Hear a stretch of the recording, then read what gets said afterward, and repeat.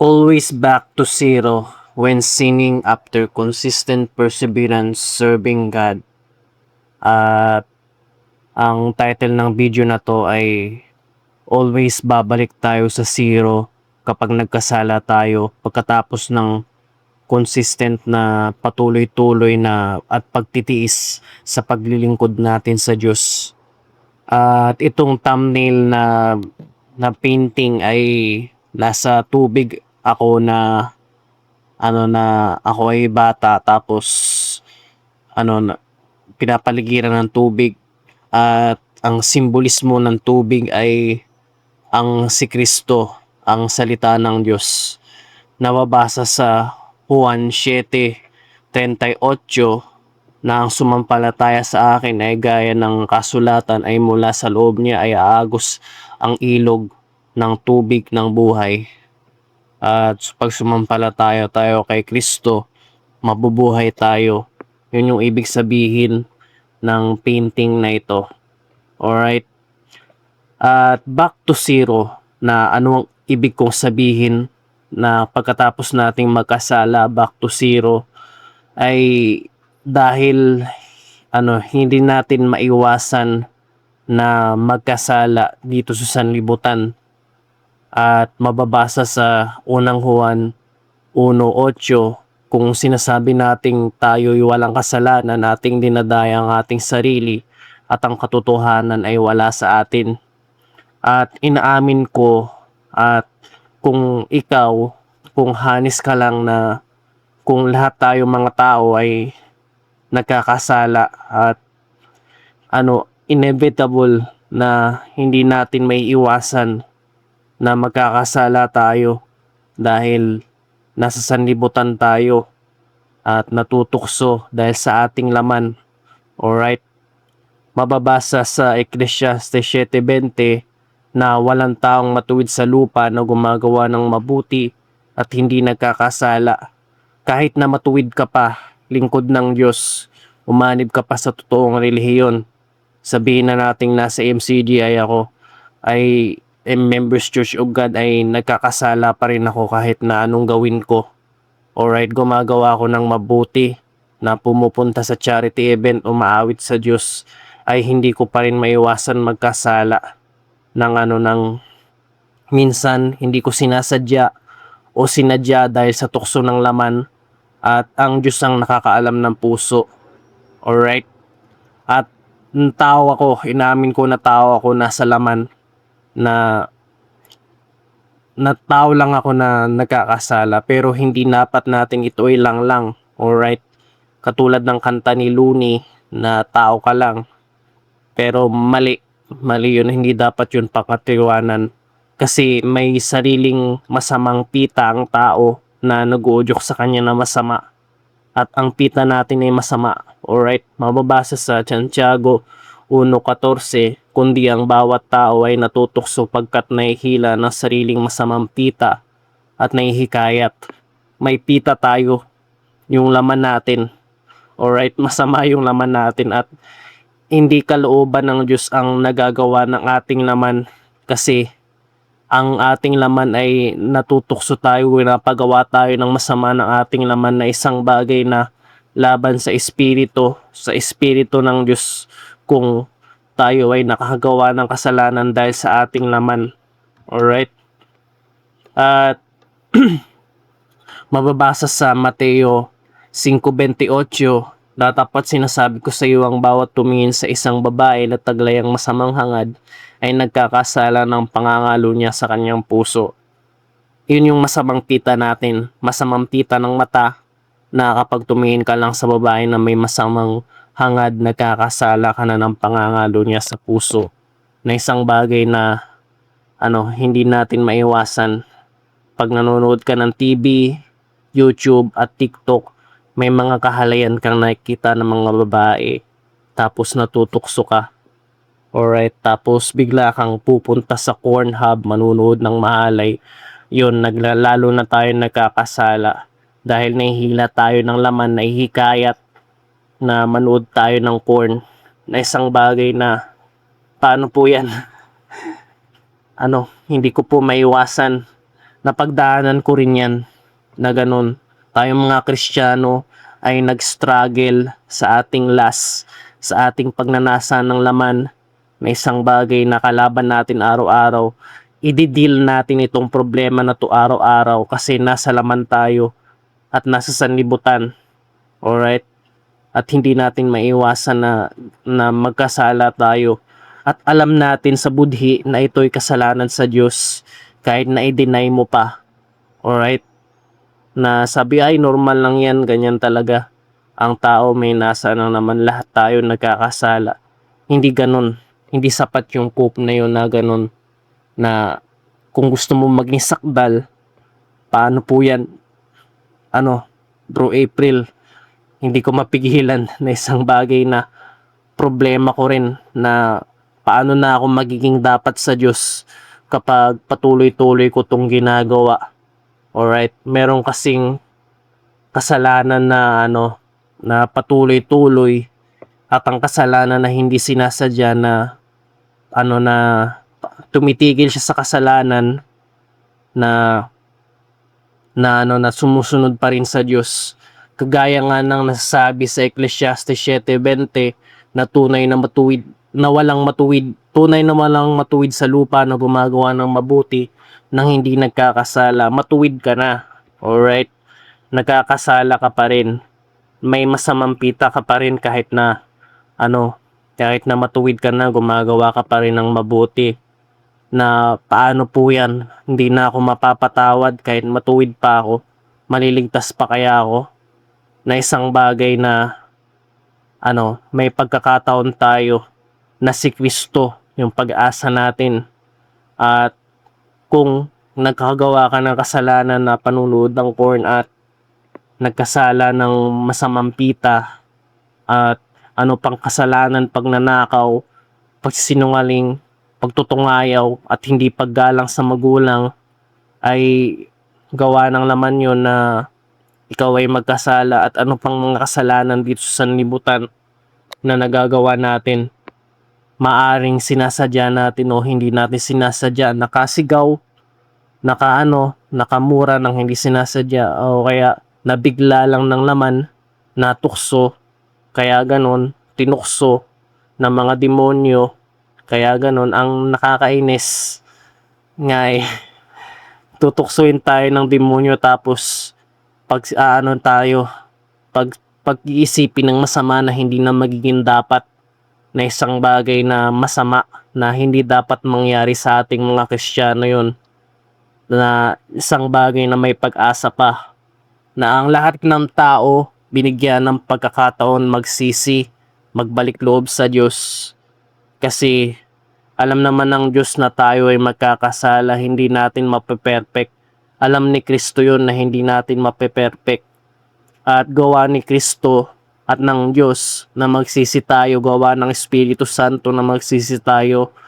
Mababasa sa Roma 2:4 o Roma 2:4 na hinahamak mo ang kayamanan ng kanyang kabutihan at pagtitiis na pagpapahinuhod na hindi mo nalalaman na ang kabutihan ng Diyos na siyang umaakay sa iyo sa pagsisisi, na nagpapahinuhod ng Diyos sa ating mga kasalanan, sa ating mga nagagawang kasalanan para lang tayo ay maligtas. At ang pagpapahinuhod ng Diyos ay kaligtasan nating mga tao na mababasa mo sa ikalawang Pedro 3:9 na hindi mapagpaliban ng Diyos tungkol sa kanyang pangako na gaya ng pagpapalibang ipinalagay ng iba, kundi mapagpahinuhod sa inyo na hindi niya ibig na sino man mapahamak, kundi lahat ay magsipagsisi. Lahat tayo ay binigyan ng pagkakataon na magsisi at pagkabutihan ng Diyos yun sa atin. Nagpapahinuhod siya kahit na nagkakasala tayo, ay binigyan niya pa rin tayo ng pagkakataon kasi alam ng Diyos na dito sa sanlibutan nagkakasala tayo, may laman tayo, at alam ng Diyos na hindi natin mape-perfect yung kasakdalang hinihingi niya sa atin. At tayo ay may mga kahinaan, may laman, may masamang pita, at may nasa tayo na mga mag-reproduce, ganun talaga, tao tayo, ganun na hindi kalooban ng Diyos. At lahat ng ginawa ng Diyos ay mabuti. Yung pita supposed to be na mabuti yan. Pinapagnasa ka ng mga sexuality para ikaw ay mag-asawa, para dumami yung lahi ng mga tao. Kaso kinagamit lang natin ang kapangyarihan natin na may masamang pita tayo para igawa natin sa masama. Katulad ng panunood ng porn at pagjojowa ng hindi kasal, ng ng ginagamit yung masamang pita para sa casual sex, para lang tapos ipapalaglag yung anak, na isang bagay na sobrang sama kasi hindi niya kayang bumuhay ng pamilya. Yun yung masama. Supposed to be ang procreation ng tao ay magtayo ng pamilya na kalooban ng Diyos para dumami yung mga taong matutuwid. Kaya yung pita supposed to be good, kaso ginagamit lang ng tao sa masama, kaya nagsisisi. At ang maaring mapatawad ka pa kapag ikaw ay kabataan na kagaya ko, na panunood ng porn, nagkakasala. Ganon, may pagkakataon pa tayo mga kabataan at alam ni Kristo na hindi na natin mape-perfect, na sinasasabi sa sa kasulatan na sa Juan, hindi pala una sa Juan 16:33, sa lahat ng mga bagay ay ito ang sinalita ko sa inyo upang magkaroon kayo sa akin ng kapayapaan. Sa sanlibutan meron kayong pagkapighatian, ngunit lakasan ninyo ang loob. Aking dinaig ang sanlibutan.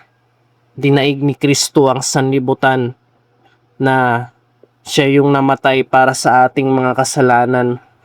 Ginawa niya ang total ng pagsunod sa Diyos.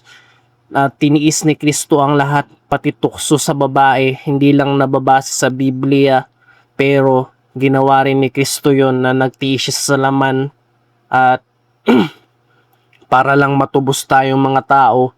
Kasi kapag nagkasala si Kristo, mapapahamak ang sanlibutan. Na sumunod si Kristo sa Ama, ang Diyos, ng buo ng hindi nagkasala, walang kapintasan, at nasumpungan man pati sa kanyang pananalita, ay hindi nagkasala ang ating Panginoong Hesus, kundi sumunod at nilagak ni Kristo ang buong kalooban ng Ama. At ang kalooban ng Ama ay mamatay si Kristo sa krus para tumubos sa ating mga kasalanan, kasi plano yun ng Diyos para tayo ay maligtas. Kasi alam ng Diyos Ama, alam din ni Kristo na tayo mga tao hindi na natin mape-perfect ang gusto ng Diyos. Kasi in order na makarating tayo sa langit, kailangan wala tayong kasalanan. Kaso ang problema, lahat ng tao nagkasala. Tinutukso tayo ng mga demonyo na magkasala, at ang problema, may kalaban tayo, ang ating sarili, ang demonyo, at ang buong sanlibutan na gumagawa ng kasamaan. At sa sanlibutan, hindi natin maiwasang magkasala kasi maraming tao na patuloy-tuloy sa kasalanan. At iba tayong mga Kristiyano na isang bagay na hindi tayo patuloy-tuloy sa kasalanan, kundi tayo ay nagsisisi at sumusunod sa kalooban ng Diyos na hindi nagpapatuloy sa kasalanan. Magkakasala man tayo pero hindi patuloy-tuloy, na isang bagay na palagi tayong nililinis ng Diyos. Nililinis ang ating kasalanan sa pamamagitan ni Kristo, na siya yung namatay para sa atin, at nagsalita rin si Kristo ng kanyang salita sa pamamagitan ng kanyang mga aral para maturuan tayo na sumunod sa Diyos. Mababasa sa Juan 15:3 na tayo'y malilinis na sa pamamagitan ng salita, ay na Okay, basahin ko lang ulit. Juan 15:3, kayo'y malilinis na sa pamamagitan ng salita na sa inyo'y aking sinalita. Sinalita ni Kristo na igalang ninyo ang umati na at ang tumingin sa babae ng tagay masamang hangad, nagkakasalanan ng pangangalo niya, at kaya inutos ni Kristo na ang mga babae ay magdamit ng mahinhin, ganun din yung lalaki. Tapos at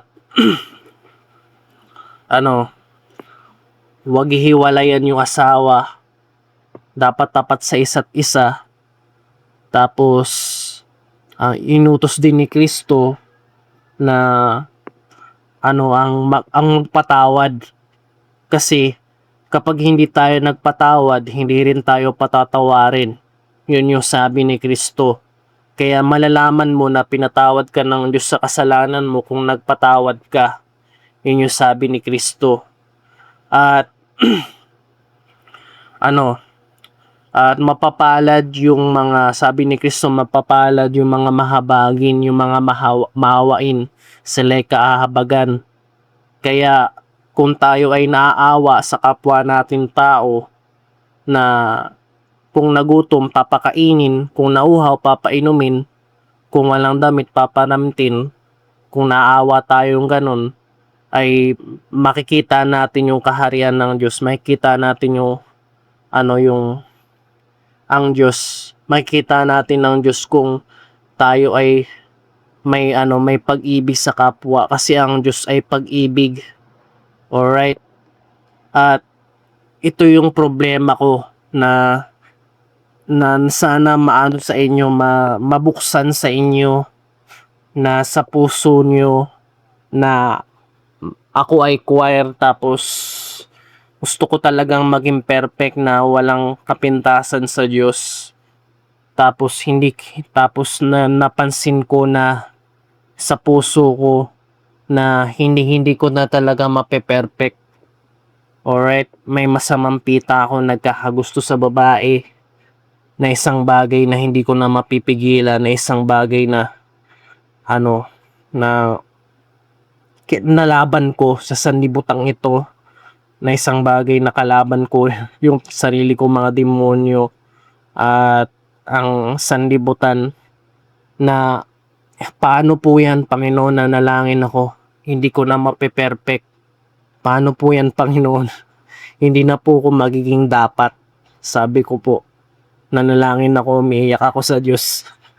Sa ewan ko kung naranasan nyo rin to sa MCGI na ganun, na hindi ko na mape-perfect talaga. Umiiyak ako sa Diyos na, Panginoon, hindi ko na mape-perfect. Paano po yan? Hindi na po ako magiging dapat. Tapos kalaban ko yung mga demonyo na hinahadlangan ako na magpakasama na ng magpakasama. Hindi, may pag-asa pa. May pag-asa pa tayo mga Kristiyano. Pag-asa natin si Kristo. At si Kristo ang pampalubag loob ng ating mga kasalanan. At mababasa sa Juan 2:2, at siya ang pangpalubag loob ng ating mga kasalanan. At hindi lamang sa ating mga kasalanan, kundi ng buong sanlibutan din naman. Kaya nagano sa akin na ito yung na di ko lang ma-explain nung mga nakaraan, kasi naghahalusinate pa ako noon. Ito yung tamang way ng pagsasabi sa inyo, ng pangangaral sa inyo tungkol sa pag-ibig ni Kristo, na siya ang pangpalubag loob ng ating mga kasalanan, kundi ng buong sanlibutan din naman, na siya yung yung tutubos sa ating mga kasalanan. Iba ito sa ating mga Kristiyano, kasi para sa ating itong mga Kristiyano yung pagtubos sa ating mga kasalanan, kasi may mga tao na hindi na pinapatawad ng Diyos kasi patuloy-tuloy sila sa kanilang kasalanan. Pero tayong mga Kristiyano, tumitigil tayo sa kasalanan at alam natin na papapatawad tayo ng Diyos kasi tumigil tayo. Kaya wag na tayong magkasala pa. Alright? Kung magkakasala man tayo ng hindi sinasadya, matutubos ni Kristo yun. Alright? Malalaman mo to kapag ikaw ay nasa loob ng iglesia, nasa MCG, ay malalaman mo yung pag-ibig ng Diyos, ang pagpapahinuhod ng Diyos. Sabi ko sa Diyos, paano po yan? Hindi ko na mape-perfect, hindi na po ko magiging dapat. Pero salamat sa Diyos, nandiyan si Kristo na pangpalubag ng ating kasalanan, na hindi na natin mape-perfect talaga tayong sangkatauhan kung tayo lang ang magbabago sa ating sarili. Hindi natin kaya sabihin mag-self-improvement man tayo na hindi na tayo magkakasala. Sabihin natin na hindi ako ganyan, hindi buti pa si ganyan. Hindi, lahat tayo nagkakasala at hindi na natin mape-perfect pa. Lahat tayo may masamang pita, at matutubos naman tayo ni Kristo na isang bagay na ebanghelyo na mabuting balita na si Kristo yung tumubos sa ating mga kasalanan. Yun yung explain ko sa inyo na sa akin, nabuksan sa akin, parang may kapangyarihan na sa akin, na umiyak ako ng iyak ng araw na yun na hindi ko na mape-perfect noong araw na yun, kasi na-hold ako sa choir, hindi na ako makakaawit, nalumbay ako nung araw na yun. Tapos nung nag-click sa aking isipan na sabi ni Kristo, ako ay pag-ibig, at ako ang ako yung pag-asa, at sabi ni Kristo, siya yung pangpalubag-loob ng ating mga kasalanan. Bigla akong nabuhayan ng pag-asa na mapapatawad pa pala yung kasalanan ko, kasi alam ng Diyos sa puso ko na sinasadya ko ba o hindi. Pero ang Diyos pa rin ang matuwid na hatol, ang hahatol sa atin matuwid, at may pag-asa pa tayo na isang bagay na pagkatapos nung araw na yun, yung nag-hallucinate ako, hinadlangan ako ng mga demonyo, pinagawa na naman ako ng mga kasalanan, na nag-aaway kami ng magulang ko, sinasapian ako ng demonyo, nabugbog ko yung nanay ko dahil dahil nakakita ako ng mga masasama, mga zombie, mga ganun, hinahadlangan ako ng mga demonyo. Pinagkakasala ako para hindi na naman ako maging dapat. Pero salamat sa Diyos, naagaw pa rin ako ng Diyos, niligtas pa rin ako ng Diyos, kasi alam ko na dinaya lang ako ng mga demonyo. At nung araw na yun ng SPBB ng December ng 2025, ay naramdaman ng mga kapatid na talagang may demonyo na sumapi sa akin nung araw na yun. Pero salamat sa Diyos na wala. Okay. Niligtas ako ng Diyos nung araw na yun. Nag-click sa isip ko na ganito tayo kamahal ng Diyos. Ganito tayo kamahal ni Kristo. Kasi si Kristo, ginawa niya ang lahat. Alright? Para maintindihan mo yung pag-ibig ni Kristo, gayahin mo si Kristo. Alright? Mababasa mo yan sa Juan 3:16, sapagkat gayon na lamang ang pagsinta ng Diyos sa libutan, na binigay niya ang kanyang bugtong na anak, upang sino man sa kanya sumampalataya ay huwag mamatay, kundi magkaroon ng buhay na walang hanggan. Alright? Umiiyak ako nung araw na yun. Sabi ko, hindi ko na mape-perfect, di na magiging dapat. Buti na lang nandiyan si Kristo. Alright? Nag-click sa isip ko. Biglang nag-boom sa isip ko na may mga kapangyarihan na sa akin. Naramdaman ko yung araw na yun na may pag-asa pa si Kristo. Ako ay pag-ibig at mapapatawad pa yung kasalanan ko. Kasi kung gusto mong maging perfect talaga na gawin mo yung halimbawa ni Kristo. Si Kristo nagpakita ng halimbawa sa atin. At yung halimbawa na yun na nagawa ko na sa tungkulin, magtapat, umawit palagi sa Diyos araw-araw, at laging lahat na utos ng Diyos gawin mo, okay? At tas nagkakasala ka pa rin, tapos ganun biglang nag-click sa isip mo na ganito pala tayo kamahal ng Diyos, kasi ginawa ko ang lahat para sa sarili kong kaligtasan. Alright? Kaso nung ginawa ko ang lahat sa kaligtasan, hinadlangan ako ng aking sarili ng mga demonyo at ng sanlibutan. Hinadlangan ako, pinanood ako ng mahalay para para magduda ako sa sarili ko na hindi na ako maliligtas. Yun pala, hindi pala kasalanan ng ikamamatay yun. Alright? Ikwento ko lang sa inyo na yung mga araw na yun na pagkatapos ng SPBB, day SPBB na na nakarang 2025, na akala ng mga tao na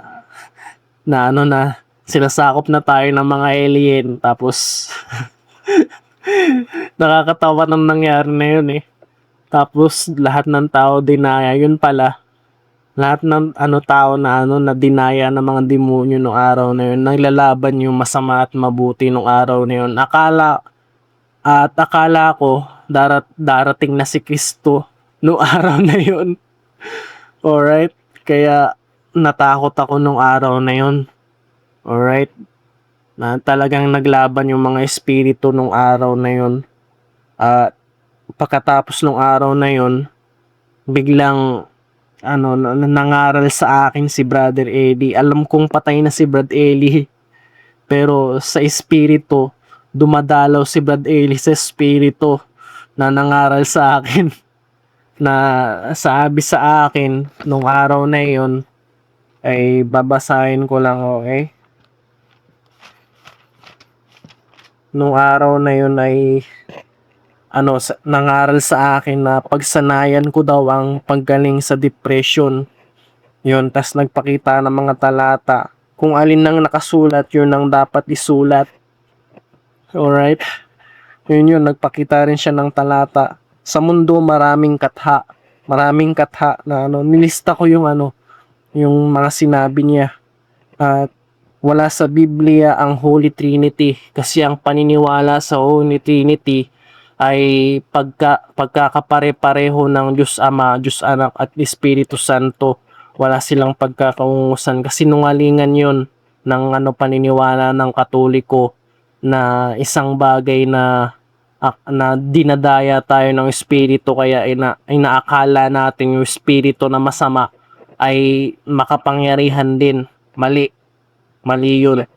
Kaya natatakot din tayo sa espiritong masama. Yun pala, wala pala yung espiritong masama sa Diyos, alright? Kasi mas makapangyarihan ng Ama sa lahat, alright? Kaya rin ni Kristo ang mga masasamang espiritu, kasi kaya ni Kristo yung pati yung Holy Spirit, kaya ang kalabanin yung mga masasamang espiritu. Kasi yung Holy Trinity, doktrina yun ng Katoliko, at sa Katoliko maraming masamang espiritu. Alright? Na mali yun. Alright? Napakaliit ng Biblia sa bilyon-bilyong katha. Maraming katha na ginawa yung tao. Kaso sa Biblia, yung mga nakasulat lang yun lang talaga yung yung talagang right information sa lahat ng ng kakathain ng tao. Yung pinaka-information lang na pinakatama na makuha natin yung Biblia. Alright? Na wala sa Biblia yung sign of the cross. Talagang talagang may masamang espiritu talaga na nanggugulo sa nung araw ng ng SPBB SPBB nung 2025, nung ng third quarter na may ng third quarter na yun na talagang may nanggugulo. At ang depression nandyan para pagsanayan, alright? May sakit akong depression, kaya pinapagsanayan ako. Kaya alam ko na yung para magamot ang depression ko, papagsanayan ko sa pamamagitan ng Losmaxing self-improvement, na continuous lang na paggawa ng good habits ay magagamot ko ang aking depression. Nobel, mapagaling ko ang aking sarili sa depression sa pamamagitan ng pagsasanay ng good habits at mabuting pakikitungo sa kapwa. At yun yung sinabi sa aking Brad Eli, na nandiyan yung depression para pagsanayan. At sinabi ni Brad Eli nung nag-hallucinate ako ng araw na yon ay huwag kalimutan manalangin sa gamot sa Diyos tuwing iinom ng gamot ng depression. Alright. Pag-iinom ako sa antidepressant yung tinutukoy dito. Kapag umiinom ako ng antidepressant, wag ko daw kalimutan manalangin. Yun yung sabi ni Brother Eli. Tsaka sabi ni Brother Eli, ang masturbation ay hindi kasalanang ikamamatay. Kaya naginhawaan ako na sinabi ni Brother Eli ito na hindi naman pala kasalanang ikamamatay yung ginawa ko. Bali hinahatulan ko lang yung sarili ko at ng mga demonyo para hindi na ako maging dapat, para puluhin ako. Alright? At ang disiplina sa pakikitungo sa kapwa. Alright? Kasi nga dahil nga introvert ako, hindi ako marunong makitungo sa kapwa. Yung sabi sa akin ni Brad Eli. Kaya matuto rin akong na lahat ng tao ay natin pakisamahan. Tapos sabi ni Brad Eli, lahat ng tao ay may kahinaan sa laman. Kaya matuto akong umunawa sa mga tao. Kaya akala ko na maaabot din nila yung naabot ko na pananampalataya noong araw na iyon. Hinahatulan ko sila, yun pala hindi, mali pala. Lahat ng tao may kahinaan kagaya ko rin. Alright, kaso na-disappoint ako nung araw na yun na hindi pala lahat kasing pareha ng pananampalataya ko. Kaya natakot ako nung araw na yun na lahat ng tao nagkakasala, kaya akala ko lahat ng kapatid ay hindi tunay na kapatid nung araw na yun. Natakot ako nung araw na yun nung hinadlangan ako ng mga demonyo, sinapian ako, okay? At ito ang favorite ko na sinabi ni Brad Eli, na kaya naawa si Kristo kasi tao rin siya gaya natin. Kaya naawa si Kristo kasi nagkatawang tao siya. Alright, yun yung sinabi sa akin ni Brad Eli, na naiintindihan niya tayo mga tao, na kung paano tayo nagutom, na uhaw, at maaring nakaranas din ng kahalayan. Ganon din yung naramdaman ni Kristo. Kaya si Kristo naawa sa atin, mga tao. Kaya kasi nagkatawan tao si Kristo. Kaya naiintindihan niya tayo mga tao. Kaya si Kristo willing din na magpatawarin tayo. Kasi tiniis ni Kristo lahat ng tukso sa laman. Alright? Kaya nauunawa ni Kristo yung pakiramdam natin na tayong mga tao may kahalayan, nagugutom, nauuhaw, tapos may mga kahinaan. Pero si Kristo hindi nagkasala. Hinanda niya yung katawan niya para ihandog sa Diyos para sa ating mga kasalanan, na tumubos sa ating mga kasalanan. Alright? Kagaya ni Kristo, ganun din tayo, mga tao, na magtitiis, na gagawa rin ng mabuti, na iiwas sa masama para maging dapat sa Diyos. Nag-iwan si Kristo ng halimbawa na talagang pagsunod sa Diyos. Alright? Pag hindi man natin nape-perfect, at least si Kristo ang pangpalubag loob ng ating mga kasalanan. Mababasa sa Juan 2:2, siya ang pangpalubag loob ng ating mga kasalanan, na hindi lamang sa ating kasalanan kundi sa buong sanlibutan din naman. At iniwan sa akin ni Brad Eli na parang na nag-hallucinate ako, parang nangyari na Death Note yung nangyari. Nag-hallucinate ako ng araw na yun, parang nagsulat yung nang hindi ko naman sinulat, parang may nagsulat, nakita ko. Alright, nakasulat dito, Light Triad versus Dark Triad, the battle between good and evil. At dito na iniwan sa akin yon nung nag-hallucinate ako, na talagang may laban sa mabuti at masama, ng Light Triad versus Dark Triad. Talagang may laban ng mabuti at masama na iniwan sa akin, na bumalik na ako sa pagkatapos kong mag-hallucinate ng araw na yon, na kinausap ko ni Brad Eli, bumalik na ako dito sa sa ano, sa parang nag-teleport ako na bumalik dito sa lupa, okay? Parang pakiramdam ko nasa ikalawang langit ako nung araw na yun. Nag-hallucinate ako nung araw na nakakatawa. Parang akong inabduct ng alien. Alright, parang alien yung nangyari na sinasakop tayo ng alien. Parang ganun yung nangyari. Yun pala sa Diyos pala yung kumausap sa akin sa pamamagitan ni Brad Ellie. Ito yung iniwan sa akin na Dark Triad, Light Triad versus Dark Triad, the battle between good and evil. May laban sa mabuti at masama. May mabuting anghel at masamang mga demonyo. Naglalaban-laban sila para sa ating mga kaluluwa.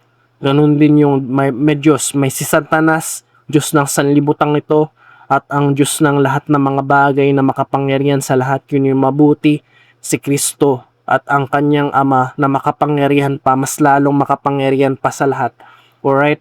Ganito, kung nagkasala ka, makapangyarihan ng Diyos na patawarin ka. Mas makapangyarihan ng Diyos kaysa sa demonyo na patawarin ka. Sino ba naman yung demonyo para hatulan ka eh? Wala namang karapatan yun. Di naman niya alam puso mo. Gusto ng demonyo na maging masama ka. Alright? At ang gusto naman ng Diyos na maligtas ka. Okay? Makapangyarihan ng Diyos para patawarin ka. Alright? At nalalaman ng Diyos yung puso mo, ang demonyo hindi, alright? Kaya salamat sa Diyos nung nangyari sa akin. Ito yung tamang explanation ng lahat ng nangyari nung nag-hallucinate ako. At sana may matutunan kayo, alright? Talagang kinausap ako ng Diyos nung araw na yun sa pamamagitan ni Brad Ellie na mga ngaral, okay? Espiritu ni Brad Ellie yung nakipag-usap sa akin nung araw na yun, okay? At salamat sa Diyos sa lahat nung napakita sa akin nung araw na yun. At hindi lang ako pinaniniwalaan ng iba. Alright? Sabihin nyo nang nababaliw ako kaya nag-hallucinate ako nung araw na yun. Magti-take daw ako ng antidepressant. Okay lang hindi kayo maniwala basta't ako. Totoong may kabuluhan nung araw na yun. May kabuluhan yung nangyari sa akin. Kaya nga hindi ko nakalimutan eh. Yung nangyari sa akin nung araw na yun eh. Sana paniwalaan nyo ako, okay? At sana mangyari din, kung mangyari man ito sa inyo na kausapin kayo sa espiritu ng Diyos, okay? Para talaga akong inabdak ng alien. Parang alien yung nangyari, okay? Sobrang makapangyarihan ng Diyos, okay? Pero pag inisip mo na parang alien yun, gawa ng masamang espiritu, okay? Tapos binalita na ni Trump na yung totoo daw yung alien, alright? Kasi ewan ko kung buong mundo naramdaman yung ganun na nangyari na parang kinausap lahat tayo sa espiritu. Ewan ko kung kayo mga nasa MCGI, kayo mga kapatid, nakakita ba kayo ng mga pangitain? O ako lang talaga yung nakita ng pangitain? Let me know in the comments below kung membro ka ng MCGI. Nung nangyari, noong SPBB ng fourth quarter ba yun o last quarter ng 2025 ng December nung SPBB nung nangyari yun, alright?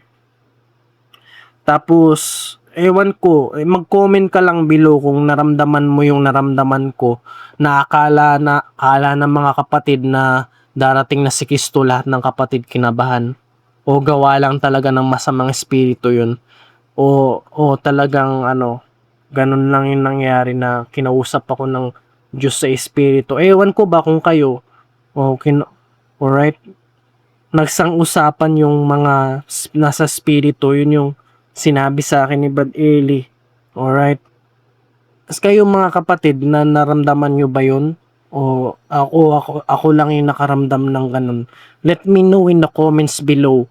Alright? At and see you in the next video. It's not over until you win your class. Show looks max to your potential. At more videos to come. One at a time. If God winning. And see you in the next video.